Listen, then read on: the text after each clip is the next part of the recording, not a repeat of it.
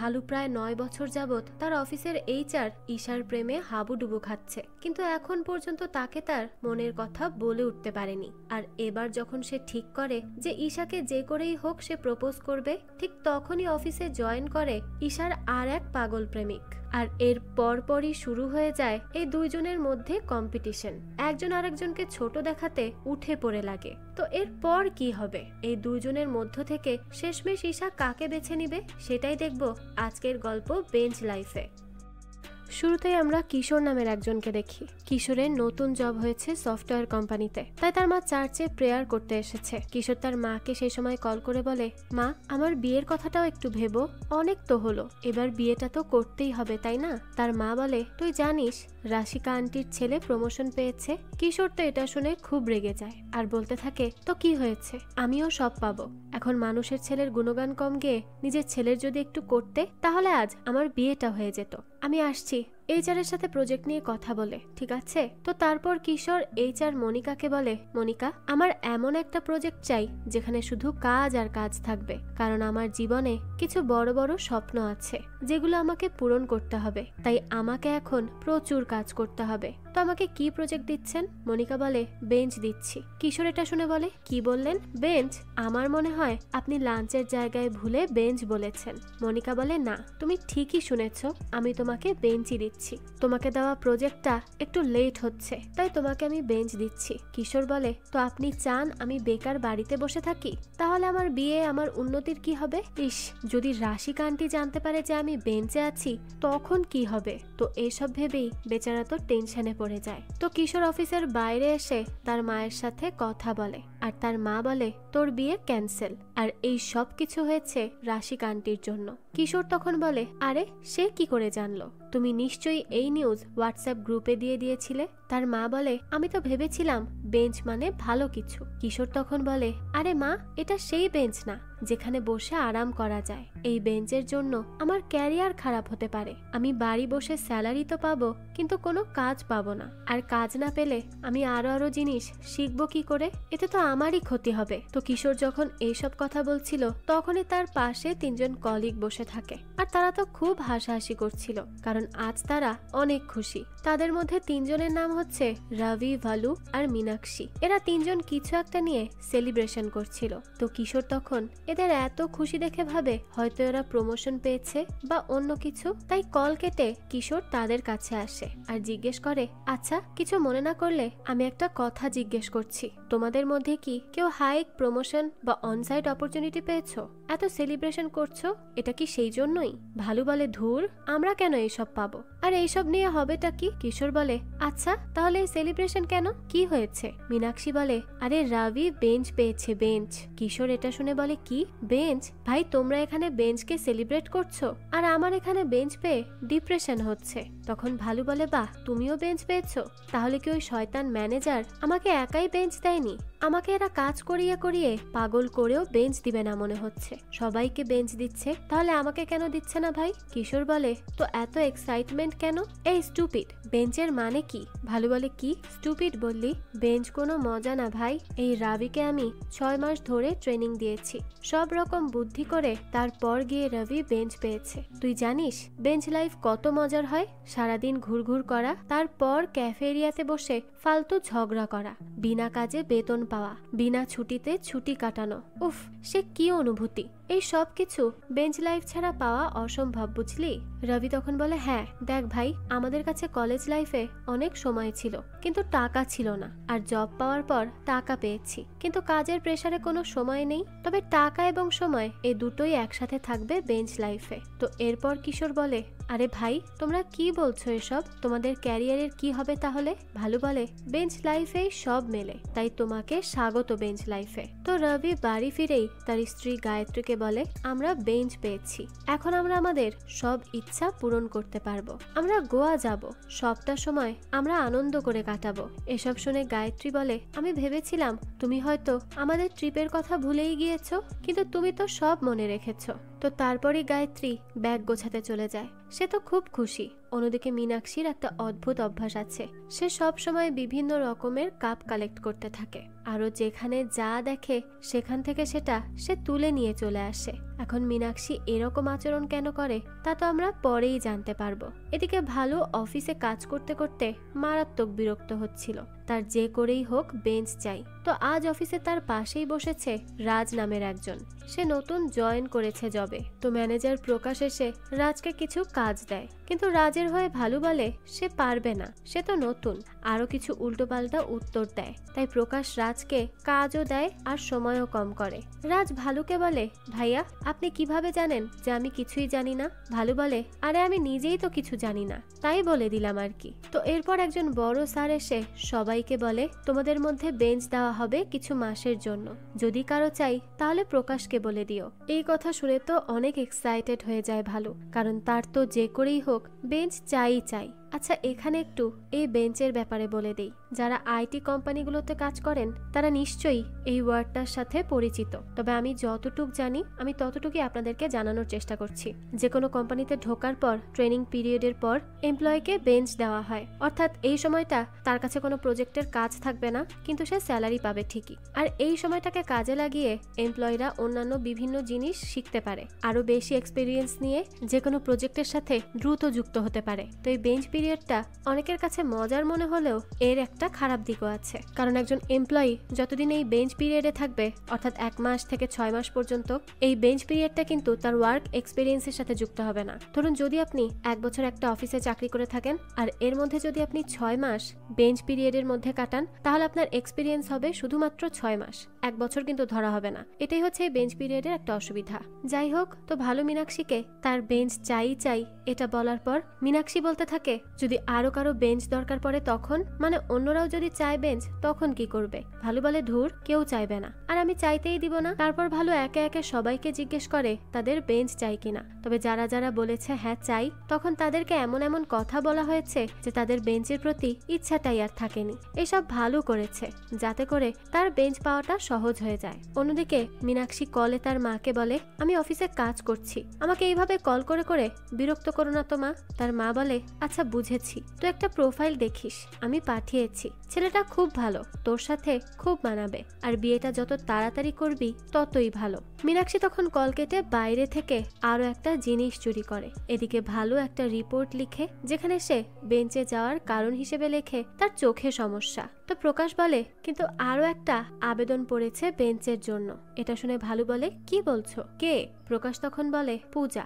সে ওই দিন অফিসে আসেনি, তার দাদু অসুস্থ ছিলেন। ভালো তখন মনে মনে বলে, আচ্ছা আচ্ছা, এজন্য আমিও তাকে পাইনি তার ব্রেন ওয়াশ করার জন্য। তো এরপর ভালুকে প্রকাশ বলে, আমি তোমাকে একটা হেল্প করতে পারি, তুমি পূজাকে কনভিন্স করার চেষ্টা করো যাতে সে বেঞ্চের সামনে থেকে সরে যায়। পূজার সাথে ভালো দেখা করতে আসে। তখন পূজা বলে, আমার বেঞ্চটা খুব দরকার, কারণ আমি আইএস এর প্রিপারেশন নিচ্ছি, তাই আমার বেঞ্চ হলে খুব সুবিধা হবে। এখন তুমি তোমার কারণটা আমাকে বলো, তাহলে আমি ভেবে দেখি, যদি আমার থেকে বেশি প্রয়োজন তোমার হয় তাহলে আমি তোমাকেই বেঞ্চ দিয়ে দিব।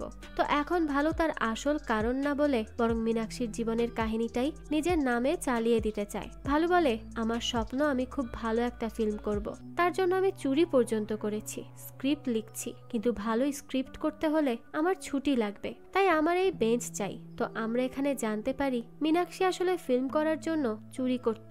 যেই যেই জিনিসপত্র তার প্রয়োজন হতো সেগুলো সে এভাবেই নিয়ে আসতো। তার কারণ এত টাকা সে কোথায় পাবে কেনার? যাই হোক, তো পূজা এই গল্প শুনে ইমোশনাল হয়ে যাচ্ছিল। তবে তখনই সেখানে চলে আসে তার একজন কলিগ আর বলে, এটা মীনাক্ষীকে দিয়ে দিও, সে একটা ফিল্ম করছে, এটা তার লাগবে। ভালো বলে, আরে আমি করছি তো, এটা কিসের ব্যাটারি? ওই কলিগ বলে, এটা হচ্ছে ক্যামেরার লেন্স, আর তুমি এইসব বুঝবে না, তাই বেশি ঢং না করে মীনাক্ষীকে দিয়ে দিও। তো এইসব শুনে পূজা তো বুঝেই যায় যে যেই লোক ক্যামেরার লেন্সকে ব্যাটারি বলে সে তো কোনো ফিল্ম মেকার হতেই পারে না। তাই ভালু যে মিথ্যা বলেছে সেটা স্বীকার করতে সে বাধ্য হয়। ভালু তখন বলে, পূজা, আসলে আমি আমার আসল কারণটা কাউকে বলতে পারবো না, তাই মিথ্যা বলেছি। পূজা বলে, বাহ, এতক্ষণ মিথ্যা বলে বলে আমার সময় নষ্ট করলে, তোমার সাথে আমার কথা বলাটাই উচিত হয়নি। আর এবার কে বেঞ্চ পাবে সেটা আমি না, এইচআরই ঠিক করবে। অন্যদিকে রবি তো এত খুশি যে তার বন্ধুদেরকে কল করে করে সে জানায় সে গোয়া গিয়ে কি করবে,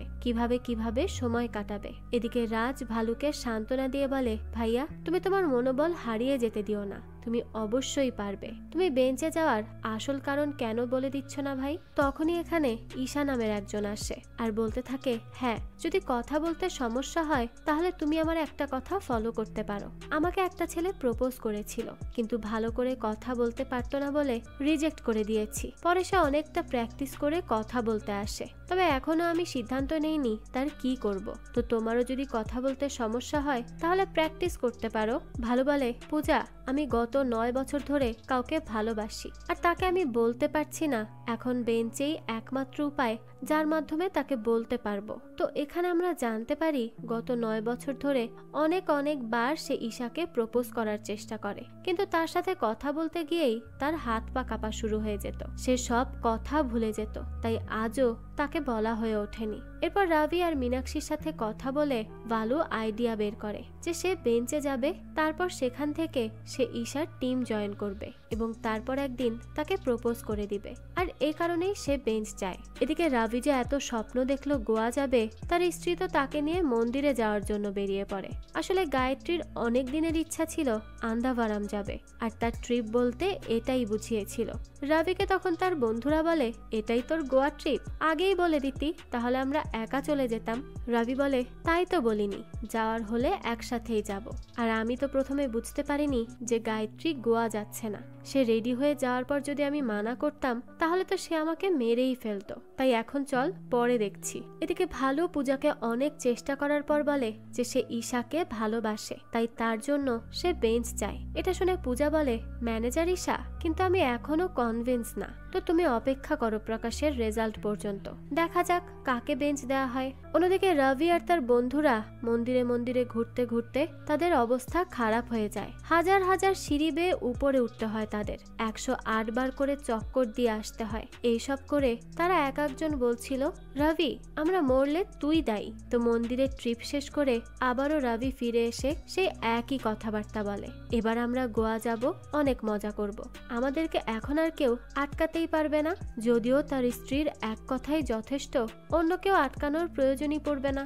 আর হয়ও তেমনটাই, তার স্ত্রী এসে তাকে 100র মতো অনুষ্ঠানের কথা বলে, আত্মীয়দের বাড়ি বাড়ি ঘোরার কথা বলে, মানে তার গোয়া যাওয়ার সময়টাই চলে যাবে তার স্ত্রীর সাথে এদিকে ওদিকে ঘুরে। অন্যদিকে প্রকাশ এসে আজ ভালুকে বলে, ভালু তুমি তোমাদের প্রজেক্টের লিড হয়ে কাজ করবে, মানে প্রজেক্ট লিডার। এত বড় একটা অফার পেও বেঞ্চের জন্য ভালু বলে, আরে আমি কি জানি লিডার হওয়ার, আমি সত্যি কিছু চিনি না, জানিও না, আমি এটার যোগ্য না প্রকাশ, আমি তো বেঞ্চের যোগ্য। প্রকাশ বলে, যখন দেখো তখনই শুধু বেঞ্চ করতে থাকো, 9 বছরের অভিজ্ঞতা তোমার, তাহলে তুমি পারবে না তো কে পারবে প্রজেক্ট লিডার হতে? যাও এবার মন দিয়ে সেটা সামলাও। অন্যদিকে মীনাক্ষী ফিল্মের কাজের জন্য তার জবের মিটিং থেকে উঠে চলে যায়, তবে ফিল্ম থেকেও তাকে বের করে দেয় প্রডিউসার। তারপর আবার ঈশাও বকাবকি করে আর বলে, কাজ করতে ইচ্ছে না করলে জব থেকে রিজাইন করে চলে যাও, কিন্তু এইসব এখানে চলবে না। কিশোর তখন মীনাক্ষীকে বলে, শুনলাম তোমাকে রিজাইন করতে বলেছে, এখন কি করবে, জব নাকি ফিল্ম? বাহ, একটা উইকেট পড়লো তাহলে। মানে এই কিশোর তার কোনো কাজ না থাকায় একবার মীনাক্ষী তো একবার ভালুকে গিয়ে খোঁচা মেরে আসে। তো এইভাবে চলতে থাকে সব, কিন্তু ভালু মাঝে মাঝে ভুলেই যায় যে সে এখন টিম লিডার, তাও কোনোভাবে সে ম্যানেজ করছে। অন্যদিকে মীনাক্ষী কতবার কল করে প্রডিউসারকে, কিন্তু সে কলে কথাই বলে না। তখন মীনাক্ষীকে তার মা মেসেজ করে আর জিজ্ঞেস করে, কিরে কোথায় তুই? মীনাক্ষী জানায়, আমি অফিসে। ওই সময় মীনাক্ষীকে একজন এসে বলতে থাকে, আরে আপু, সোসাইটিতে মিটিং রাখা হয়েছে চুরি হয়ে যাওয়া জিনিসপত্রের জন্য, তাড়াতাড়ি দাও, আমি সবকিছু সবার জায়গায় রেখে আসছি। তো মীনাক্ষী এগুলো বের করেই দিচ্ছিল, তখনই সেখানে হাজির হয় তার মা, আর মীনাক্ষী ধরা পড়ে যায় তার মিথ্যা কথায়। তার মা বলে, তাহলে আমি ঠিকই সন্দেহ করেছি, তুই এখনো এসব করে যাচ্ছিস? তোকে কতবার করে বুঝিয়েছি ডিরেক্টর হয় ছেলেরা, এইসব মেয়েদের কাজ না, তুই কেন বুঝিস না? এখন তুই তোর বিয়ে নিয়ে ভাববি, তাছাড়া আর কোনো কথা হবে না, ঠিক আছে? তো তারপর ভালু কল করে মীনাক্ষীকে আর বলে, আরে তুমি ভয় পেও না, তোমার মা এমনিতে কয়দিন পর চলে যাবে, এইসব বিয়ে নিয়ে টেনশনের কি আছে, বলে দিবে কাউকে পছন্দ হয়নি। তো মীনাক্ষীর মা বলে, যদি কাউকে রিজেক্ট করিস তাহলে সঠিক কারণ দিয়ে করবি, না হলে আমি মানব না, মাথায় রাখিস। তো এরপর একদিকে ভালো মরছিল টিম লিডার হয়ে, অন্যদিকে রবির জান যাচ্ছিল তার বউয়ের একের পর এক কাজ পেয়ে, মানে শান্তিতে 10 মিনিটও থাকার উপায় নেই তার। আরেকদিকে মীনাক্ষী কত চেষ্টা করছে একবার প্রডিউসারকে রাজি করানোর, কিন্তু সে তো তাকে দেখলে উল্টো লুকিয়ে পড়ছে। আর এদিকে কিশোর মরছিল একটা প্রজেক্টে যাওয়ার জন্য। এভাবে দিনের পর দিন যাচ্ছিল, কেউ কোনো না কোনো কারণে অসুখী ছিল। তো ভালুকে এসে প্রকাশ কিছু কাজ দেয়, তখন ভালো বিরক্ত হয়ে বলে, হ্যাঁ সন্ধ্যা নাগাদ আমি মারা যাব, তারপরে আমার বডিটা আমার গ্রামের বাড়ি পাঠিয়ে দিও। প্রকাশ বলে, হ্যাঁ তোমার জোকসগুলোও বেকার হয়। ভালু তখন বলে, আরে ভাই, কেউ মরার কথা বললেও এই শয়তানের জোকস মনে হয়? এটা কি মানুষ নাকি কি কে জানে। তো তারপর ঈশা ভালুকে মেসেজ করে নিচে ডাকে। এই প্রথম ঈশার মেসেজ পেয়ে দৌড়ে নিচে চলে আসে ভালু, আর এখানে এসেই দেখে ঈশা গিরিশের সাথে দাঁড়িয়ে আছে। সে বলে, এই যে গিরিশ আজ এখানে ইন্টারভিউ দিয়ে এসেছে, তাকে একটু HR এর সাথে দেখা করিয়ে দিবে প্লিজ। ভালু তখন রেগে রেগে বলে, হ্যাঁ নিশ্চয়ই। আর এই হচ্ছে সেই ছেলে যে ঈশাকে প্রপোজ করেছিল, আর যার সম্পর্কে এখনো ঈশা ভাবছে যে সে কি সিদ্ধান্ত নিবে। এবার তো ভালু আরো বেশি টেনশনে পড়ে যায় যে যদি ঈশা তাকে একসেপ্ট করে নেয় তখন কি হবে। এদিকে আবার রাভি একটা আইডিয়া পায়। সে তার স্ত্রীর হাত থেকে বাঁচতে তাকে সে মিথ্যা মেসেজ দেখিয়ে বলে, এই যে দেখো আমার সুখের সময় শেষ, মানে আমার বেঞ্চের টাইম শেষ, আমাকে কাজে ফিরতে হবে, তুমি সব দিক খেয়াল রেখো, আবার আমাকে দিনরাত কষ্ট করতে হবে। ধুর, ভালোই লাগে না। এইসব বলে বাইরে এসে সে সেই রকম মজা করে আর বাইক নিয়েই বেরিয়ে যায়। অন্যদিকে ভালু গিরিশকে বলে, ঈশার মতো মেয়েকে ইমপ্রেস করা এত সহজ না। গিরিশ বলে, হ্যাঁ ঠিক বলেছ, তাই আমি এখানে এসেছি ঈশাকে ইমপ্রেস করতে। আগে কোম্পানিতে ঢুকবো, তারপর ঈশার প্রজেক্টে, আর এরপর একসাথে সময় কাটানোর মাধ্যমে তাকে ইমপ্রেস করব। তো এই আইডিয়া তো ভালুরও ছিল, তাই ভালু বেশ রেগে যায়। অন্যদিকে রবিকে প্রসাদ বলে, দেখো এই যে তোমার শয়তান ভাই, ভালুর থেকে দূরে থাকো, ভালুর সাথে থেকে কেউ কখনো কিছু করতে পারবে না। আসলে প্রসাদ ছিল একজন IPS অফিসার, কিন্তু তার মেয়ের জন্য সে এখন সফটওয়্যার কোম্পানি জয়েন করে। তো প্রসাদ মীনাক্ষীকে তার প্রডিউসারের লোকেশন ট্র্যাক করে দেয়। মীনাক্ষী গিয়ে দেখা করে তার সাথে, আর আজ তাকে কনভিন্স করেই নেয়। আজ ভালুকে প্রকাশ এসে বলে, শুনো তুমি বেঞ্চে যেতে চাইলে বর্তমানে যে বেঞ্চে আছে তাকে কনভিন্স করে ফেলো। সে যদি রাজি হয় তোমার কাজ নিতে তাহলে বেঞ্চ তোমার। এখন বর্তমানে তো বেঞ্চে আছে প্রসাদ, আর এই প্রসাদ তো ভালুকে পছন্দ করে না, কারণ রাবিকে যত কল দিয়েছে ভালু সবসময় গালিগালাজ দিয়েই কথা বলেছে, আর এইসব প্রসাদ শুনেও ফেলেছে। তাই প্রসাদ যে ভালুর কথায় কনভিন্স হবে সেটা খুব একটা সহজ কাজ হবে না। তো এদিকে মীনাক্ষীকে দেখতে আসে তাদেরই কোম্পানির একটা ছেলে যার নাম মাহেশ।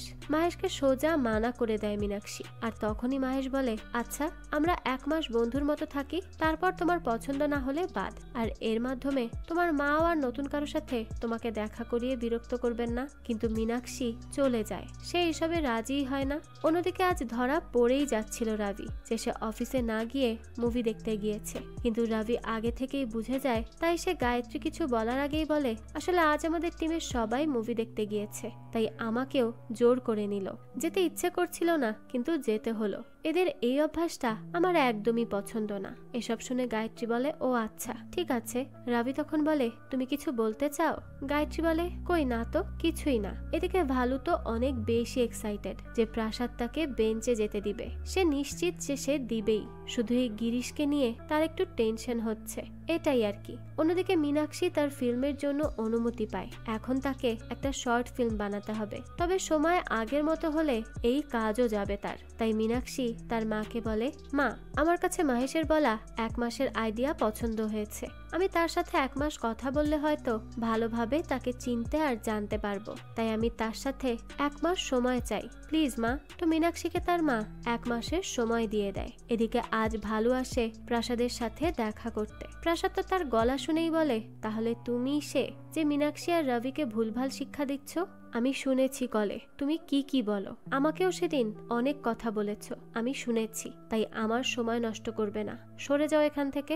ভালো তখন অনেক রিকোয়েস্ট করে, কিন্তু প্রাসাদ তো রেগে চলেই যায়। এবার তো ভালোও খুব রেগে যায় রবির উপর, তার জন্যই এত কাছাকাছি এসেও সে এখন বেঞ্চ পাবে না। তো রবিকে ভালো এসে বলে, ওই বুড়ো লোক আমার ব্যাপারে কিছু জিজ্ঞেস করেছিল, নাকি তুই নিজেই সব বলেছিস? হ্যাঁ। মীনাক্ষী বলে, সে তো সারাক্ষণ আমার ভালু ভাইয়া এইসবই বলতে থাকতো। ভালু বলে, সে আমাকে কত খারাপ নজরে দেখেছিল, যেন আমি কোনো কুকুর আর মুরগির দোকানের সামনে বসে আছি। তার মতে আমি তোমাদেরকে নষ্ট করছি, তোকে আমি মাথা ফাটিয়ে দিব, আমার চোখের সামনে থেকে চলে যা। আমাকে একেবারে বদনাম করে ছেড়ে দিল। তখন মীনাক্ষী বলে, মাফ করে দাও ভাইয়া তাকে। ভালু বলে, আরে মীনাক্ষী, আমার হাতে 1 মাস আছে, এর মধ্যে আমাকে ঈশার কাছে যেতেই হবে, কারণ ওই গিরিশ তার পেছনে পড়ে গিয়েছে। মীনাক্ষী বলে, ভাই ওই স্যার আমার কাছেই আছেন, আমি ওনাকে বুঝিয়ে সব ঠিক করে দিব। এদিকে রবি আবারও গোয়া যাওয়ার আইডিয়া বের করে, আর সে গায়ত্রীকে বলে যে 4 দিনের একটা প্রজেক্টের কাজে তাকে কলকাতা যেতে হবে। তো গায়ত্রীও এটা শুনে তাকে আর কিছুই বলে না, কারণ সে তো আর বোঝেনি যে তার হাজবেন্ড আসলে কোথায় যেতে চাচ্ছে। অন্যদিকে প্রসাদ মীনাক্ষীকে ভালুকে দেখায় আর বলে, এই লোফারকে দেখলে আমার পুরোটা দিনই খারাপ যায়, আমি একে কিভাবে হেল্প করব মীনাক্ষী? তখন ভালু বলে, স্যার আমার দোষ নেই, এরকম বন্ধুদের সাথে কথা সবাই বলে, আর আপনাকে আমি বুড়ো বলেছি হয়তো কথায় কথায় চলে এসেছিল, তার জন্য আমি ক্ষমা চাইছি, আমার ভুল হয়ে গেছে, আমি তো বলছি। মীনাক্ষী তখন বলে, স্যার ক্ষমা করে দিন আর বেঞ্চের জন্য রাজি হয়ে যান, সে তো মাফ চাইছেই। রবিও বলে, হ্যাঁ স্যার, তাহলে ভাইয়ার লাভ স্টোরি সামনে এগোবে, না হলে তো এখানেই শেষ হয়ে যাবে, একটু বোঝার চেষ্টা করুন। তো এই সব কিছু শুনে প্রসাদ বলে, এই লোফারের আবার কি লাভ স্টোরি হবে? তখন ভালু বলে, আমি তাকে 9 বছর ধরে ভালোবাসি, জগদেশ্বরী নাম। এই নাম শুনেই মীনাক্ষী আর রবির তো মাথায় ঘুরে যায়, কারণ এই নাম তো প্রসাদের মেয়ের নাম। মীনাক্ষী বলে, তার মানে সে ঈশাই তো, তাই না ভাই? ভালু বলে, হ্যাঁ ঈশারই পুরো নাম এটা। তো তারপর ভালু বলা শুরু করে ঈশাকে নিয়ে, আর এই সব কথা শুনে রবি তো প্রচন্ড ভয় পাচ্ছিল, কারণ প্রাসাদও খুব রেগে গিয়েছে। একেই তো ভালুকে সে পছন্দ করে না, তার উপর নিজের মেয়েকেই সে ভালোবাসে বলছে, এখন যে সে কি করবে? তো প্রাসাদ এই সব আজে বাজে কথা শোনার পর মীনাক্ষী আর রবিকে আলাদা করে বলে, দেখো ঈশার জন্যই আমি এখানে এসেছি, সে আমার উপর রেগে আছে তাই, তবে আমি যে ঈশার বাবা এটা যেন কেউ জানতে না পারে, সেটা তোমার দায়িত্ব, কারণ ঈশা তাহলে সহ্য করতে পারবে না, সে চায় না এটা কেউ জানুক, তাহলে আরো আমাকে সে মাফ করবে না। মীনাক্ষী আর রবি তখন বলে, ঠিক আছে স্যার, আমরা কাউকে বলবো না। তো আজ ঈশা মীনাক্ষীকে একটা শুট করতে বলে অফিসের জন্য, কিন্তু মীনাক্ষী বুঝতে পারছে না সে তাহলে তার ফিল্মের জন্য ডেমো কিভাবে করবে, তার কাছে তো অত সময় নেই। তখন প্রসাদ বলে, অফিসেই করে নাও, আমরা হেল্প করব, এবি শুটের সাথে সাথে ডেমো করে নিবে। তো তারপর শুরু হয় শুটিং, সেখানে প্রসাদ আর মীনাক্ষী অভিনয় করে, আর পেছনে তো পড়েই থাকে ভালু, যেখানেই প্রসাদ যায় সেখানেই ভালু গিয়ে হাজির হয়ে পড়ে আর বেঞ্চ করতে থাকে। অবশেষে আর না পেরে প্রসাদ বাধ্য হয়ে তাকে বেঞ্চ দিয়েই দেয়। অন্যদিকে রবি গোয়ার জন্য বেরিয়ে পড়ে, আর এদিকে মীনাক্ষী যে মিথ্যা বলেছে তার মাকে, সেগুলো মাহেশ ধরে ফেলে আর তার মাকে কল করে বলে তারা এঙ্গেজমেন্ট করবে। এখন মীনাক্ষী তো তার মাকে সত্যি বলতে পারবে না, তাই মাহেশ এই সুযোগটা ইউজ করে মীনাক্ষীকে পাওয়ার জন্য। যেহেতু মাহেশ সত্যি জানে, তাই মীনাক্ষী তাকে কিছু বলতেও পারছিল না, সে তাকে একরকম ব্ল্যাকমেইলই করলো। এদিকে বেচারা রবি এত কষ্ট করে গোয়ার জন্য বের হয়, তবে পথেই চলে আসে গায়ত্রী, আর তার সব আইডিয়া পানিতে পড়ে যায়। এখন তার সাথে কি হবে সে নিজেও জানে না। আর এদিকে তো ভালু অনেক বেশি খুশি হয়ে যায়, তাই সে বারবার প্রাসাদের পা ধরে ধন্যবাদ দিতে চাইছিল, কিন্তু তারও খুশির 12টা এখনই বেজে যায়। আসলে ঈশা এখন প্রকাশের জায়গায় এসেছে, অর্থাৎ যেখানে ভালু কাজ করত সেই টিমের ম্যানেজার এখন ঈশা। তার মানে এত সহজে প্রসাদ রাজি হয়েছে এই কারণে, কারণ ঈশা এখন তার টিমে আসতে চলেছিল। তো এত হাতে পায়ে ধরার ফলাফল শেষে এই আসে ভালুর কপালে। যাই হোক, তারপর রবি মীনাক্ষী আর ভালুকে হোয়াটসঅ্যাপ গ্রুপে মেসেজ করে। মীনাক্ষী বলে, ভাই আমার বিয়ে ঠিক হয়ে গেছে। রবি তখন বলতে থাকে, ভাই আমি ধরা পড়ে গিয়েছি। আর ভালু বলে, আমি তো বরবাদ হয়ে গিয়েছি, আমাকে ময়লার পটে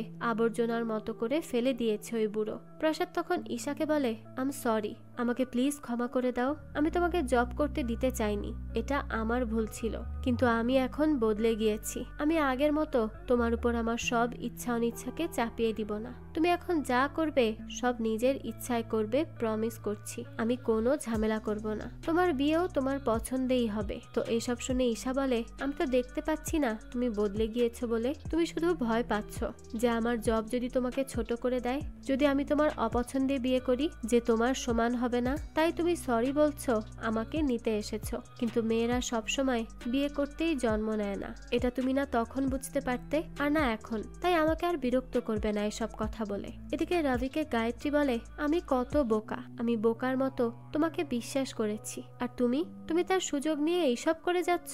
রবি বলে, বাড়ি গিয়ে কথা বলি চলো। তো তারপর বাড়ি এসে সে কোনো মতে গায়ত্রীর হাত থেকে আবারও বাইরে বেরিয়ে চলে যায়। অন্যদিকে ভালু প্রাসাদকে এসে বলে, স্যার আপনি এসব ইচ্ছে করেই করেছেন তাই না?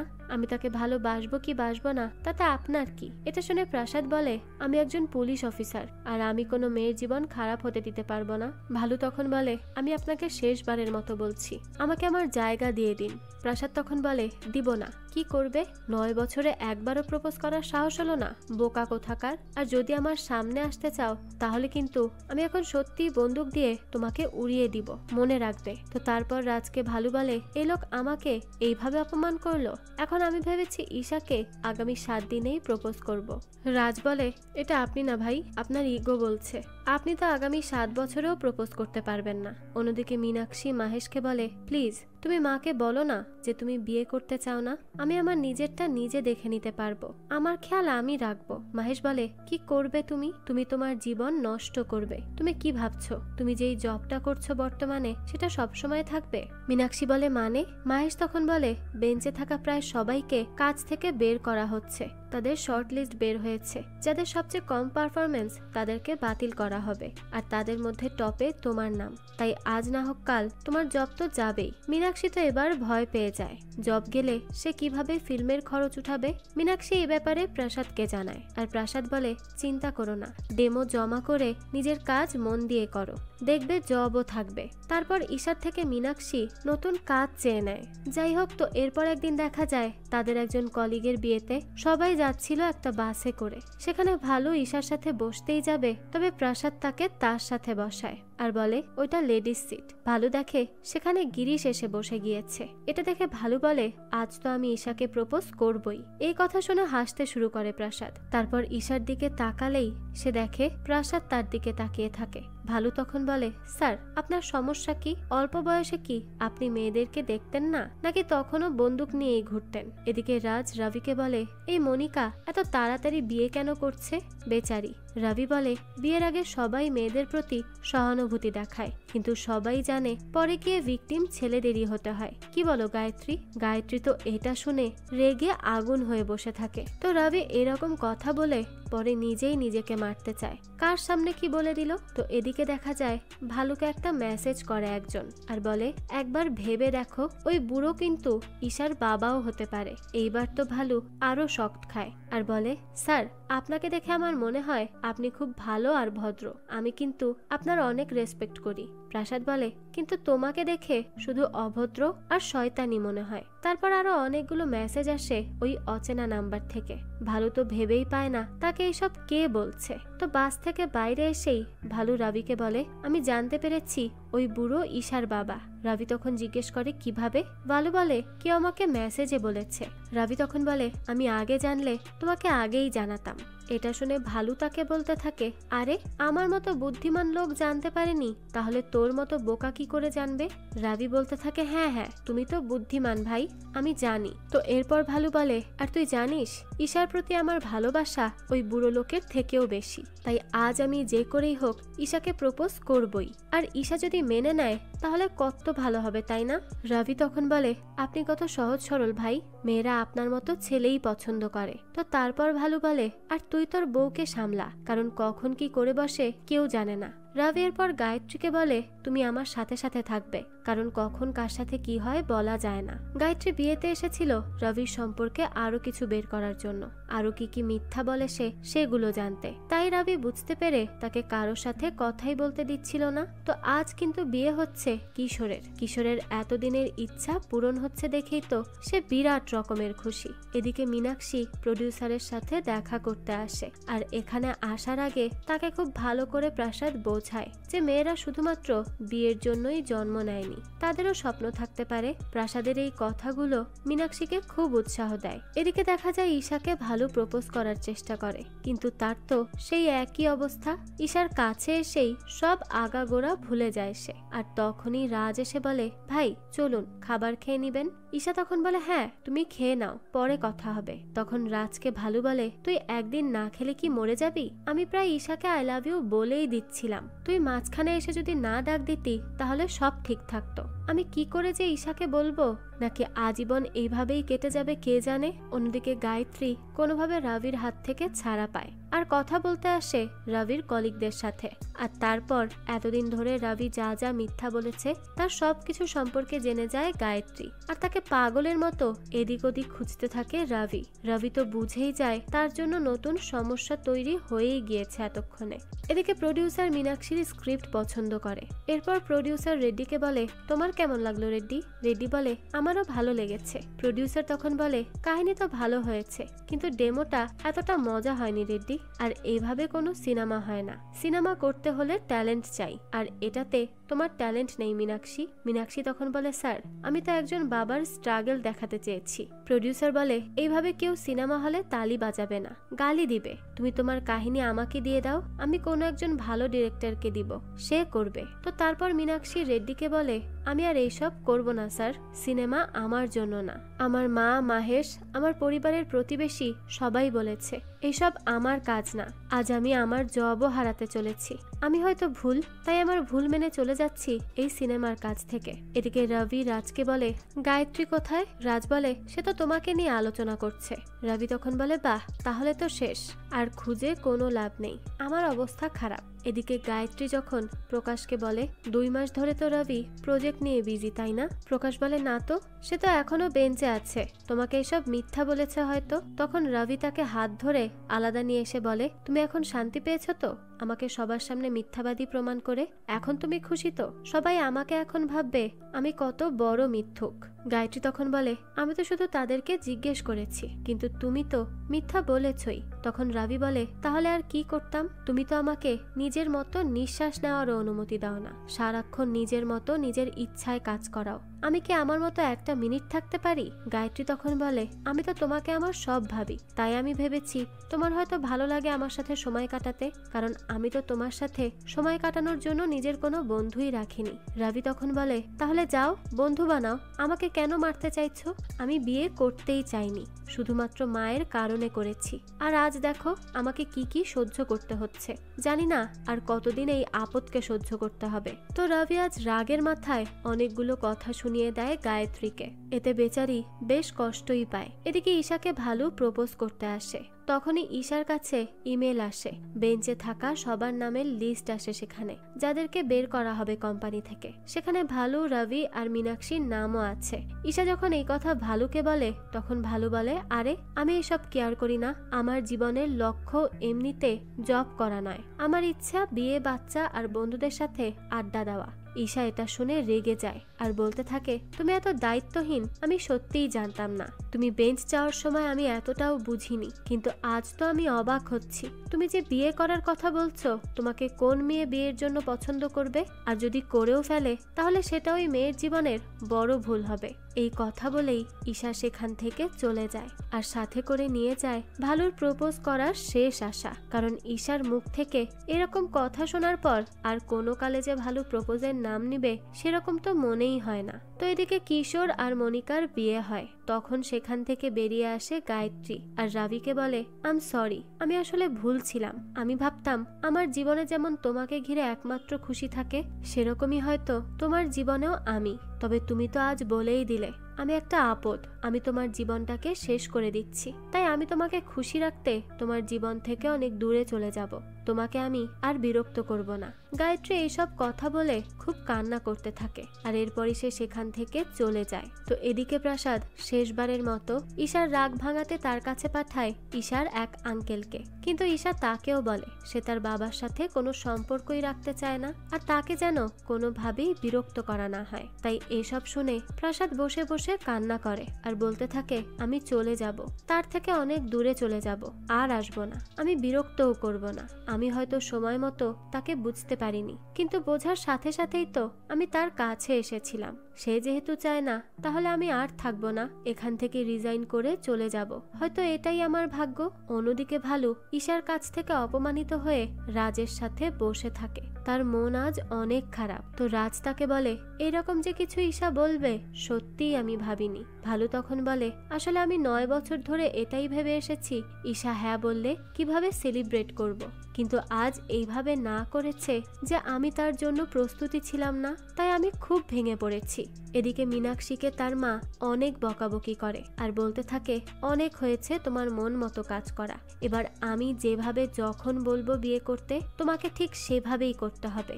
এসব নিয়ে আর কথা বলবে না, আর তোমাকে বিয়েটা মাহেশের সাথেই করতে হবে, এটা যেন মাথায় থাকে। তো এবার মীনাক্ষীও তার মাকে আর কিছুই বলে না, কারণ সে এবার হাল ছেড়েই দিয়েছে। ডিরেক্টর হওয়ার স্বপ্ন তার ভেঙে গিয়েছে। যাই হোক, তো আজ দেখা যায় কোম্পানিতে মিটিং করা হয় যারা যারা বেঞ্চে ছিল তাদেরকে নিয়ে। এখানে রবি, ভালু আর মীনাক্ষীকে নিয়েও কথা হয়। তাদের এইভাবে কোম্পানির প্রতি উদাসীন হয়ে থাকাটা অফিসারদের পছন্দ হয় না। হয়তো তাদের ক্যারিয়ার এখানেই শেষ। তো এরপর দেখা যায় প্রসাদ মীনাক্ষীকে বলে, আমি রিজাইন দিয়ে দিয়েছি, চলে যাব। এটা শুনে মীনাক্ষী বলে, কিছু জিনিস আমাদের হাতে থাকে না স্যার, আমাদেরকে সেগুলো মেনে নিতে হয়, যেভাবে আমার বিয়েটা আমাকে মানতে হচ্ছে। তো এদিকে রবি একজন আঙ্কেলের সাথে পার্কে বসে কথা বলে তার আর গায়ত্রীর ব্যাপারে। তখন এই আঙ্কেল রবিকে বোঝায় যে সময় মতো স্ত্রীকে না বুঝলে পরে একটা সময় পর ঠিকই আফসোস হবে, কারণ তখন একাকিত্ব ছাড়া কিছুই থাকবে না। আর সে তোমার সাথে সময় কাটাতে চায়, তোমাকে কেয়ার করে। আর এইভাবে কেয়ার করা বা তোমার ছোট ছোট বিষয় নিয়ে গুরুত্ব কিন্তু অন্য কেউ দিবে না। তাই তাকে ফিরিয়ে আনো, তাকে সরি বলো, সেটাই তোমার জন্য ভালো হবে, তোমার জীবনের জন্য ভালো হবে। রাভিও বাড়ি আসার পর গায়ত্রীর কথাগুলো আর তার কাজকর্মগুলো মনে করে খুব ইমোশনাল হয়ে যায় আর বুঝতে পারে গায়ত্রীর মূল্যটা কি। অন্যদিকে আজ একটা ইভেন্ট করা হয় কোম্পানি থেকে।